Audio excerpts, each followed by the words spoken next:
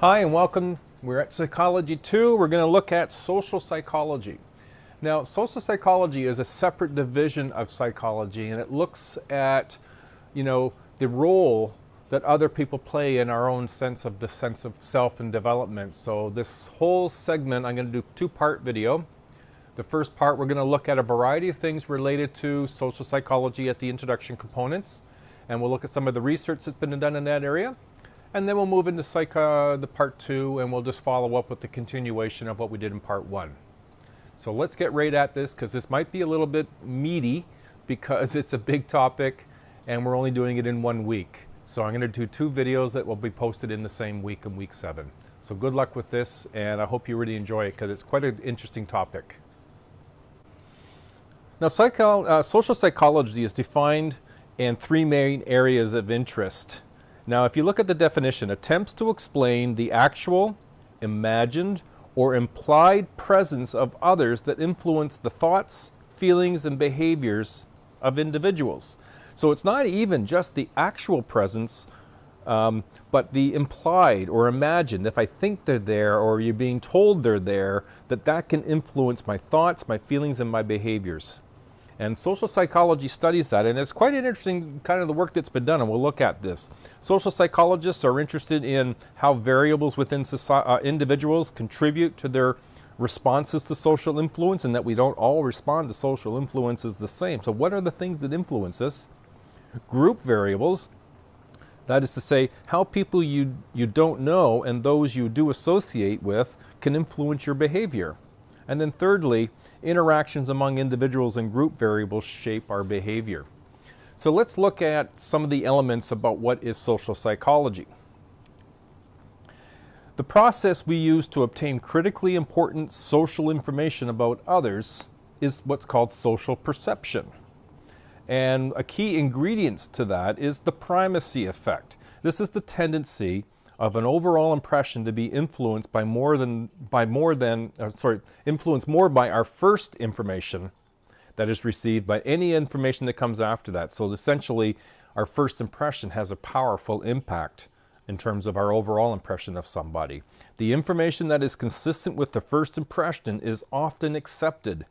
It strengthens the impression. Inconsistent information is usually disregarded. So if I get a bad impression of you at first, and then the other information I hear and see of you after is good, I'm likely to reject the good and accept the first impression, as are you and everybody else.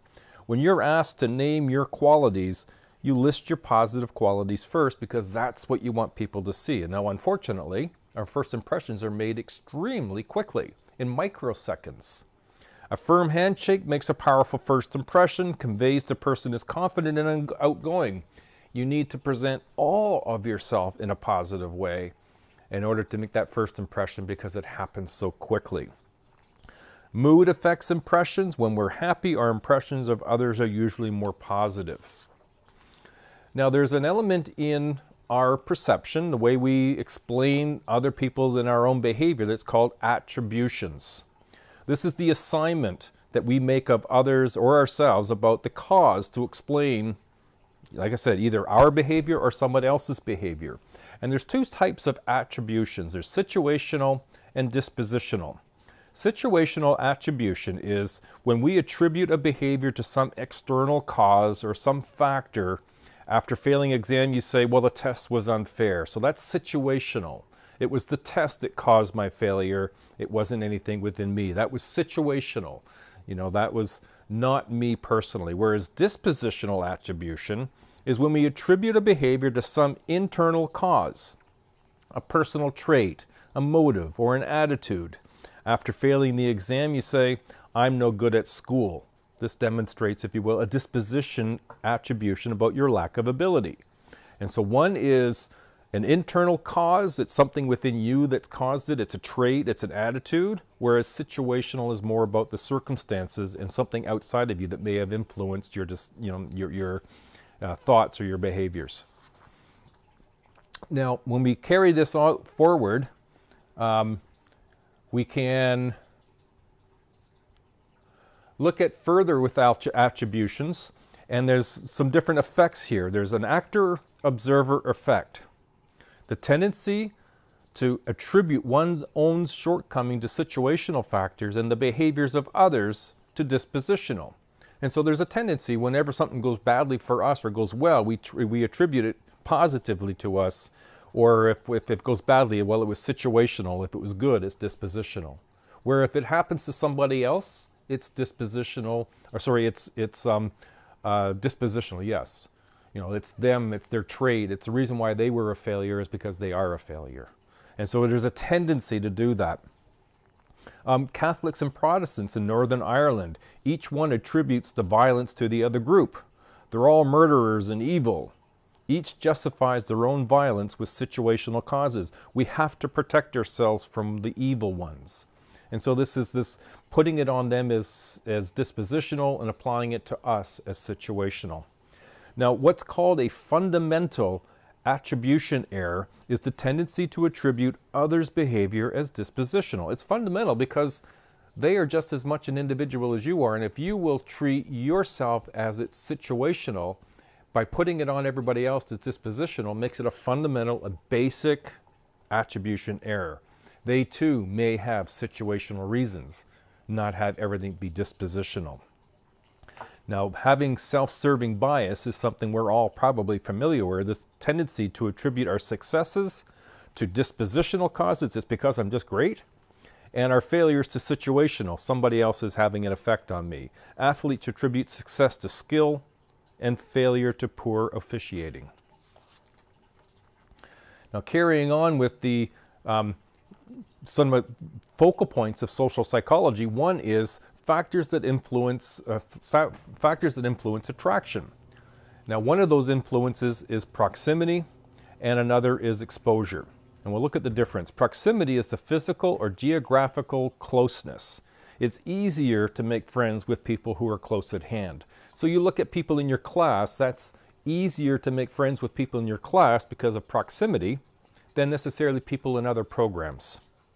The mere exposure effect is the tendency to feel more positively towards stimulus as a result of repeated exposure to it. So the more exposure you have to people in your class, when you first meet them, you don't have very much exposure to them, but because you see them every day, you start to have more exposure to them, so you start to feel more positive towards many of the people in your class. Advertisers rely on it to influence people, to influence them about food, songs and clothing and styles. The more exposure you have to these things, the more likely you are to like them. We tend to pick friends on the same age, gender, race, and socioeconomic class. Mere exposure effect. We tend to choose friends and lovers with similar views on things that are most important to us. Again, mere exposure effect. Similar interests and attitudes towards leisure activities make leisure time activities, time spent with each other, more rewarding when we have people who like what we like. Physical attractiveness, that people of all age have a strong tendency to prefer physical attractive people. 6-month-old infants spend more time looking at photos of attractive people. Now, symmetrical faces and bodies are more attractive than sexual and sexually appealing. There's a correlational relationship of 0.93 correlation among Asian, Hispanic, and African American and white females on attractiveness ratings, that the more symmetrical a face and body is, the more attractive these different groups have found them to be in studies. Now, one of the things that's been found is what's called the halo effect. And this is the tendency to assume that a person has generally positive or negative traits after observing one major positive or negative trait. Now, the two images that I have there are people who generally have done one or two positive things, but because everything that they are associated with, we tend to assume that it's a positive trait. That's why it's called a halo effect. Now, when we consider attraction, romantic attraction and mating, there's a hypothesis, it's called matching hypothesis. And people tend to have lovers or spouses who are similar to themselves in physical attractiveness and other assets. Mismatched couples are more likely to end the relationship. A fear of rejection keeps many from pursuing mismatched attractiveness. Similarities have the most influence when it comes to personality, physical traits, intelligence, religion, ethnicity, social economic status, and attitudes. The reality is that opposites don't necessarily attract, but what draws people together the most are people we find similar to ourselves. Now, a very big area that social psychology has spent a lot of time in their research is on conformity. The changing or adopting behavior or attitudes in an effort to be consistent with what the social norms of a group are and the expectations of other people. Now, a lot of people don't assume themselves to be particularly strong conformers, and yet research suggests we're very strong conformers. Now, what a social norm is the attitude and standards of behavior expected of a member of a particular group. Some conformity is necessary for society to function. Driving on the right side of the road in Canada is kind of important, and I just sort of depend on that social norm. That when I leave my house, I don't have to worry about someone driving down the other side of the road. We conform to many of these guidelines that help make society run effectively. Teens who attend school where a majority of students don't drink or smoke are less likely to use substances themselves. Conforming to others' expectations to have their esteem, approval, or friendship, love, or company. That's often why we will conform. Now, there's been a lot of studies that have been done. Selman Ausch did a study that you're seeing on the slide there, and it's a tendency to go along with the majority is not altered by the number of Confederates. Now, Confederates are people who are a part of the experiment. And so what you're seeing on the top right is this line, or standard line. And one of these on the standard line matches 1, 2, and 3 matches the standard line. And if there's 6 people sitting down in a row, 5 of them are Confederates, people who are in on this. 1 is the person being experimented on. And so when they're asked to find the other stick, 1, 2, or 3, that matches the standard line, the 5 people say the wrong answer. The 6th, well, they don't know what to do because they see what they think is the right answer, and they tend to conform. And so that's been a well-proven study that people will conform in spite of what they know to be right. However, if one person voices dissent, if one of the other 5 people says it's number 2, then conformity is not as strong, 32% versus 10.4%. Now, it's a very high rate of conformity when it comes to this test and other tests that have been done. Now, there is another element that's called, and one of the risks of conformity is what's called groupthink.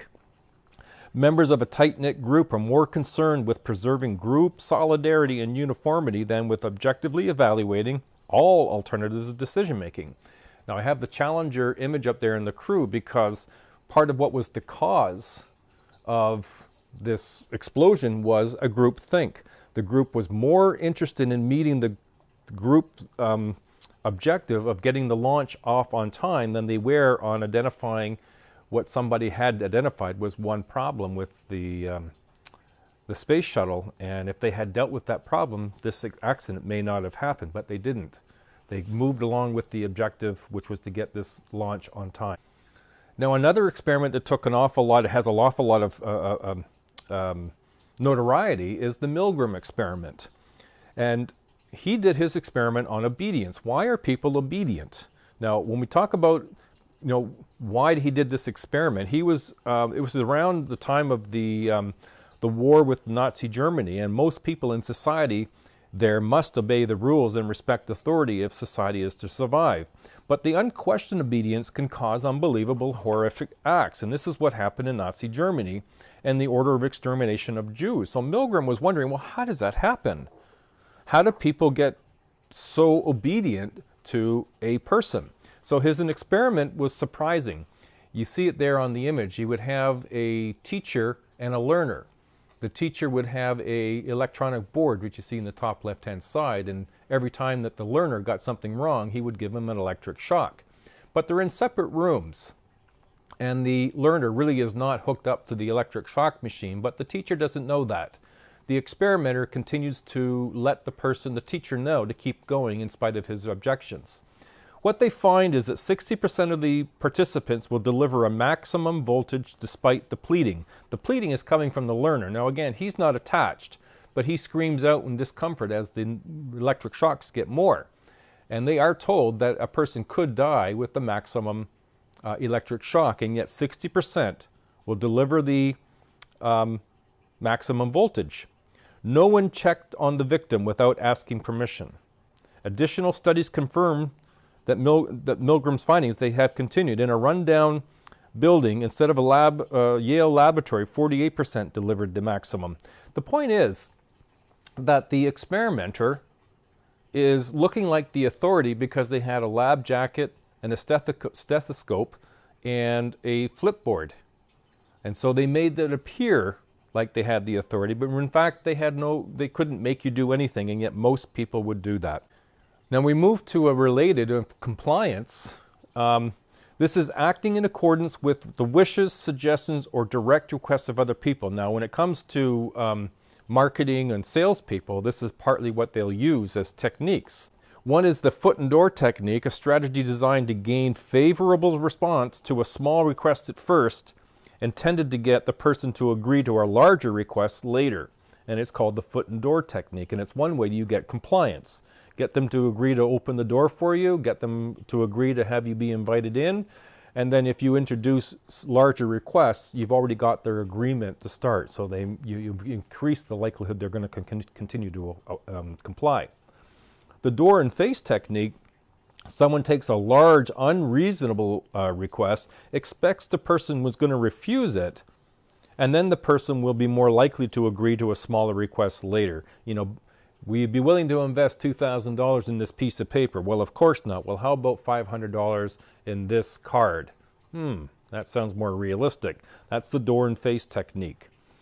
And then the lowball technique for compliance and getting people to abide by your request or your suggestion would be the lowball technique. Someone makes a very attractive initial offer to get the person to commit to an action and then makes the terms less favorable after the commitment. So you get them to start in something low and then you add different conditions that if you had introduced them first, they would likely have not been interested. And so these are all parts of how we can use techniques to build in things like conformity, obedience, and compliance. So what influence does the group have on us? If I'm in a group, can they influence what I do and what I think? Well, one of them is what's called social facilitation. Social facilitation is any positive or negative effect on the performance that can be attributed to the presence of others, either as an audience or co-actors. Now, the audience effect is that it's the impact of passive spectators on a performance.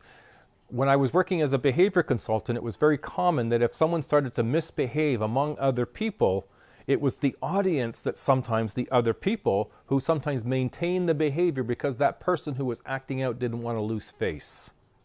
So the audience can influence what happens to the individual.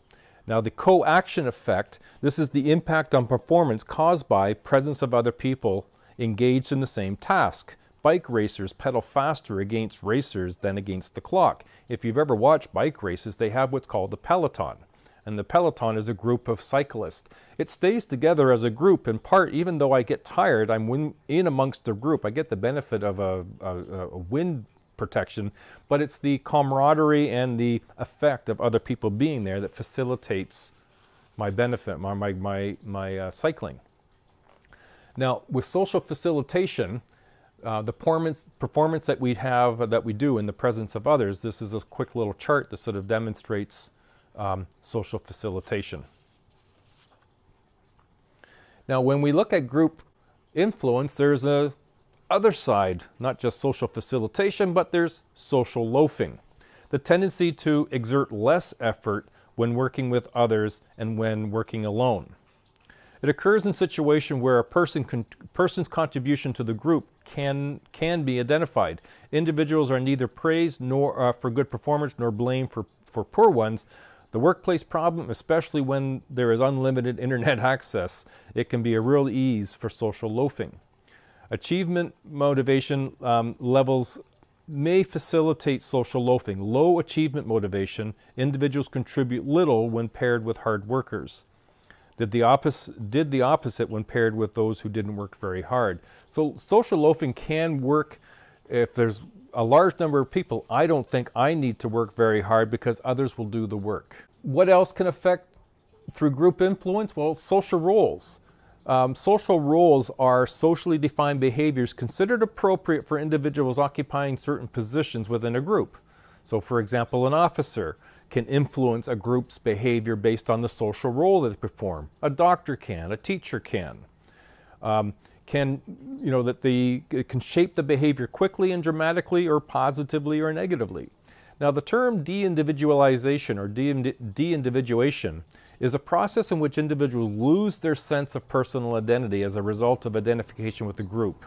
Now, for example, Vancouver goes through the Stanley Cup, and the outcome got people all riled up, and as a result had a demonstration and a riot going on in downtown Vancouver that set police cars on fire. Well, de-individuation, where some of those people had no intention of ever doing that, but found themselves doing something when they felt as if they weren't a part, they weren't acting individually, they were acting as a part of a group. And then lastly, for this first part, we'll look at the Zimbardo Experiment, where we looked at an experiment where students were selected randomly for an experiment on social roles. And it demonstrated the negative effect of social roles. Participants role-played prisoners and guards so well that the study ended in only 6 days. Zimbardo simulated the prison environment by randomly assigning participants to the social roles of guards and inmates, and the social roles influenced the participants' behaviors.